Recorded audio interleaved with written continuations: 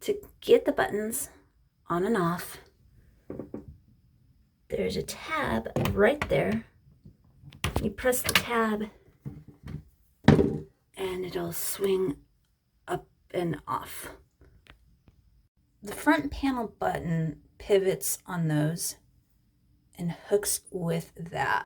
All that messing around to figure out, you just lift the two handles off after you unclip them.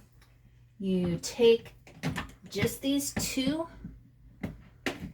black screws, give them a full twist, gently get that top lip down, and you're in.